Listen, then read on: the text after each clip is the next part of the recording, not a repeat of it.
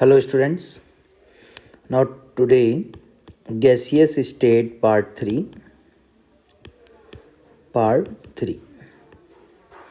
तो स्टूडेंट यहाँ पे आज हम डिस्कस करेंगे Gay Lussac law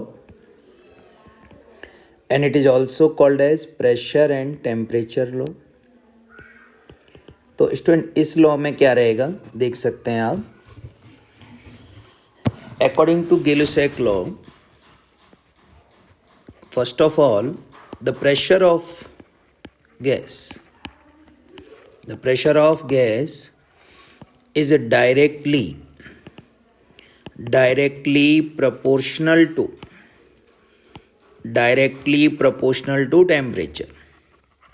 temperature, but at constant volume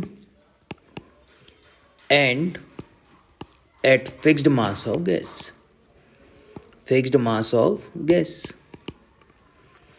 तो स्टूडेंट्स आप देख सकते हैं कि यहाँ जो प्रेशर है वो डायरेक्टली प्रोपोर्शनल किसके है, टेम्परेचर के। सेम सिचुएशन है स्टूडेंट, P इक्वल टू क्या आ जाएगा, KT, जैसे चार्ल्स लॉ में था, लेकिन वहाँ प्रेशर कांस्टेंट है, यहाँ वॉल्यूम कांस्टेंट है। दैट्स वाई इसके कर्व को हम कहेंगे आइसोकोर कर्व कहेंगे स्टूडेंट। P इक्वल टू के इंटू टी। अब P इक्वल टू के इंटू टी के अकॉर्डिंग अगर हम ग्राफ प्लॉट करेंगे तो सेम सिचुएशन स्टूडेंट यहाँ भी है कि जो प्रेशर है ना, प्रेशर वो डायरेक्टली प्रोपोर्शनल, जो टेम्परेचर है ना वो कैसा टेम्परेचर है, एब्सोल्यूट टेम्परेचर है। यानी कि सर यहाँ भी हम क्या फॉलो कर रहे हैं, इमेजिनरी टेम्परेचर, और इमेजिनरी हमारा जो टेम्परेचर है वो है -273.15 डिग्री सेंटीग्रेड या 0 केल्विन। तो स्टूडेंट यहाँ पर भी अगर आप प्रेशर और टेम्परेचर के रेस्पेक्ट में ग्राफ प्लॉट करते हैं तो आपको बहुत ज़्यादा स्ट्रिक्टली यहाँ ध्यान देना है कि हमारा जो ग्राफ है वहाँ पे क्या रहेगा, वॉल्यूम कांस्टेंट। तो वॉल्यूम कांस्टेंट रहेगा, लेकिन यहाँ 0 केल्विन, मतलब जो टेम्परेचर है वो किस में है, केल्विन यूनिट में। 273 केल्विन, राइट, 546 केल्विन, इस तरीके से हम आगे मूव कर सकते हैं। लेकिन अगर स्टूडेंट मान लीजिए डिग्री सेंटीग्रेड के रेस्पेक्ट में आप कंसीडर कर रहे हैं तो यहाँ -273.15 डिग्री सेंटीग्रेड, ये 0 डिग्री सेंटीग्रेड, 273.15 डिग्री सेंटीग्रेड। तो अब जो ग्राफ शुरू होगा स्टूडेंट वो यहाँ से होगा। और ख़ास बात क्या है स्टूडेंट, ख़ास बात ये है कि यहाँ जो वॉल्यूम का ऑर्डर है वो भी हम कैलकुलेट कर सकते हैं। किस तरीके से वो भी देख लीजिए।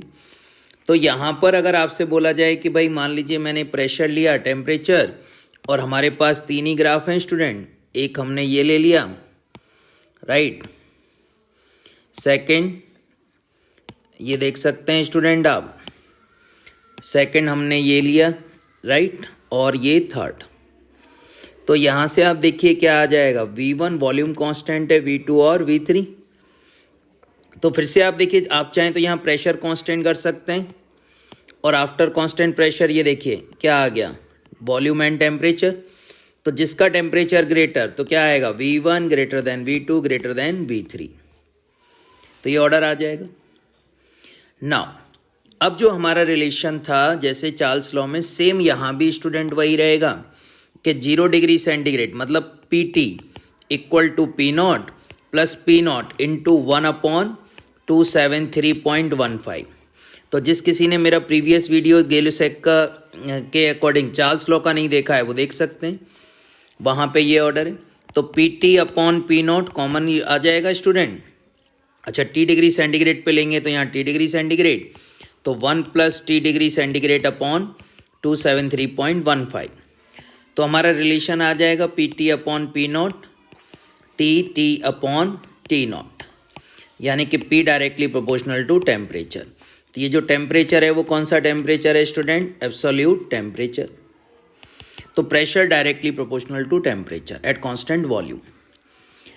अब इसी गे-लुसैक पर स्टूडेंट, क्योंकि यहाँ पे आपने देखा ना एक मेजर चीज़ क्या है, at constant volume.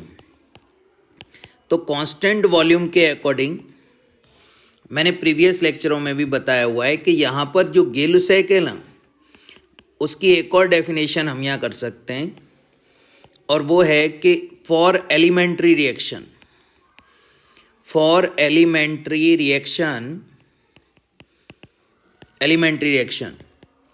The all component, मैं ऐसे लिख लेता हूं, the all gaseous component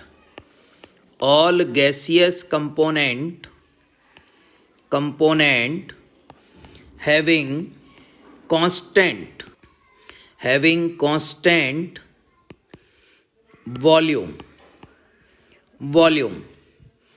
constant volume, यानी कि जितने भी कंपोनेंट हैं वॉल्यूम इन रिएक्शन, तो अगर गैसियस कंपोनेंट हैं तो उनका जो स्टोइकियोमेट्री होगा, right, all gaseous component having constant volume of stoichiometry in reaction of stoichiometric coefficient.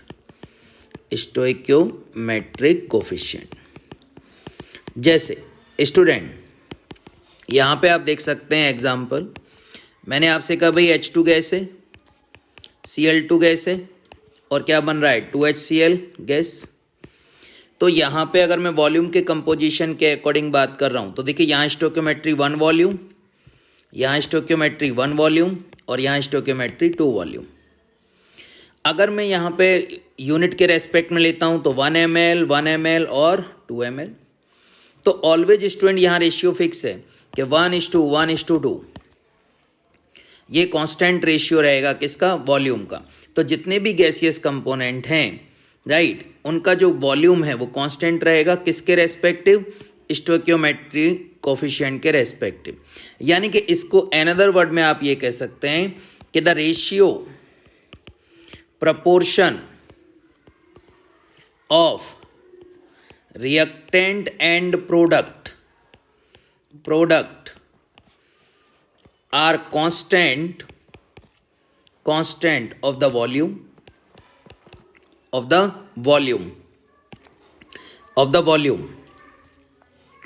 तो वॉल्यूम का रेशियो प्रोपोर्शन क्या रहेगा, constant, right, only for gases. लेकिन गैसेस के लिए वैलिड है। जैसे एक एग्जांपल मैं यहाँ लेता हूँ कि मान लीजिए PH3 है, गैस है, और इसको हम हीट कर रहे हैं, क्या बनेगा P4 + H2।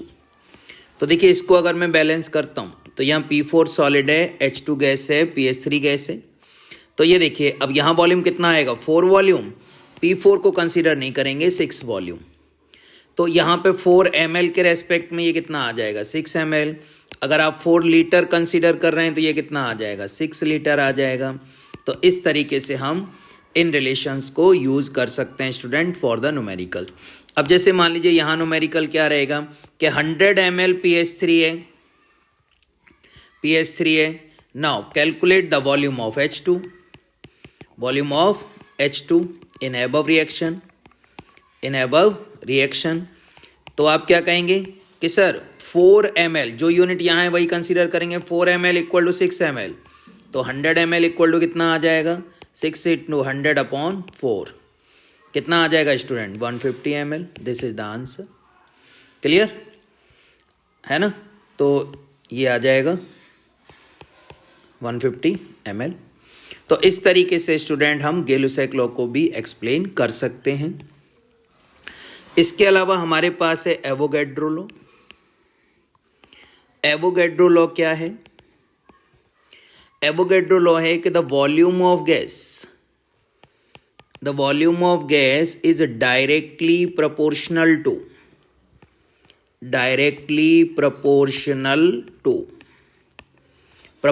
To number of molecule. अब स्टूडेंट मॉलिक्यूल कंडीशन क्या है, at constant temperature and pressure, right.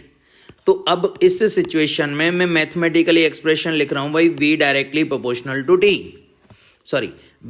Proportional to N, right. तो N क्या है, नंबर ऑफ मोल्स। जैसा कि हम जानते हैं कि मोल इक्वल टू मॉलिक्यूल। तो बेसिकली यहाँ पे स्टूडेंट मेरा रिलेशन आ गया V1/V2 N1/N2। The important thing is that यहाँ टेम्परेचर और प्रेशर है, तो इसके रेस्पेक्ट में 3 कंडीशन है, एनटीपी, एसटीपी और एसएटीपी। एनटीपी टेम्परेचर कितना है sir 273.15 degree centigrade. Sir pressure कितना है 180 mA और वॉल्यूम कितना है 22.4 लीटर। एसटीपी टेम्परेचर कितना है 273.15 डिग्री सेंटीग्रेड, प्रेशर कितना है सर 1.013 बार और वॉल्यूम कितना है 22.7 लीटर। एसएटीपी ये हमारी डिस्कशन हुई थी, standard ambient right temperature and pressure. Temperature 298.15 degree centigrade, pressure 1.013 बार और इक्वल टू 1 बार भी ले सकते हैं। और यहाँ पे वॉल्यूम कितना हो जाएगा स्टूडेंट 24.7 लीटर। तो मीनिंग क्या हुआ, मीनिंग ये हुआ कि यहाँ पर जो 22.7 है स्टूडेंट, इसको हम कहते हैं मोलर वॉल्यूम। कैसा वॉल्यूम है स्टूडेंट, मोलर वॉल्यूम है, this is the molar volume. तो molar volume of ideal gas, अगर मैं यहाँ लिखता हूँ molar volume of ideal gas, then your answer is 22.7 litre. Clear. लेकिन यहां पे मैंने मोलर वॉल्यूम के रेस्पेक्ट में बोला है स्टूडेंट, ये मोस्ट इंपॉर्टेंट चीज बता रहा हूं मैं आपको। अगर मान लीजिए मैंने आपसे कह दिया कि भाई मेरे पास आप आर्गन का बताइए, अगर मैं स्टूडेंट्स आपसे कहता हूं कि आर्गन का बताइए, तो आर्गन का यहां पर एसटीपी कंडीशन पर जो वॉल्यूम है वो होगा 22.3 लीटर 37 राइट। तो आप देख रहे हैं ना वेरिएशन आ रहा है। तो ये जो मोलर वॉल्यूम है वो आइडियल गैस के अकॉर्डिंग है, जबकि आर्गन के रेस्पेक्ट में चेंज हो रहा है। क्लियर। तो ये आप ध्यान रखेंगे। और इसमें भी जैसे मैंने आपको बताया 24.7, तो यहाँ पे 7-8 भी ले सकते हैं, अप्रोक्सीमेट 8 भी होता है। तो ये मोलर वॉल्यूम के अकॉर्डिंग आइडियल गैस का कितना होता है 22.7 लीटर। तो ये एसटीपी पर कंडीशन होती है सर।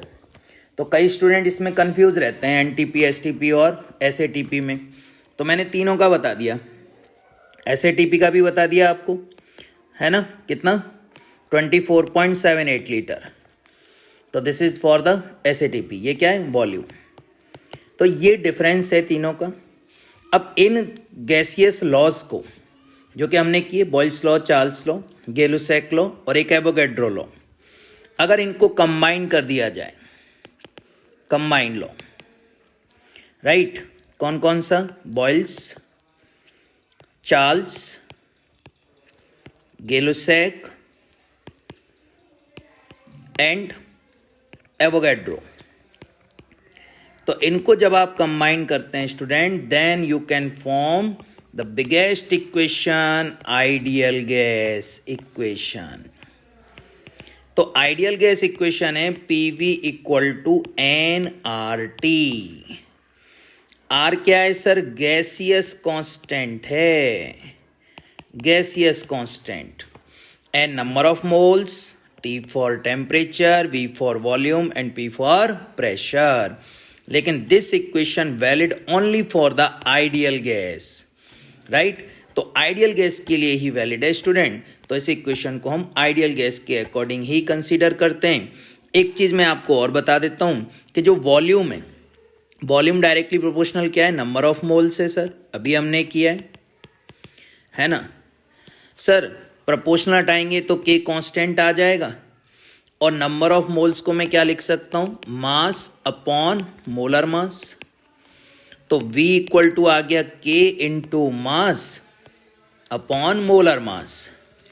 अब स्टूडेंट वॉल्यूम क्या होता है, वॉल्यूम होता है मास अपॉन डेंसिटी।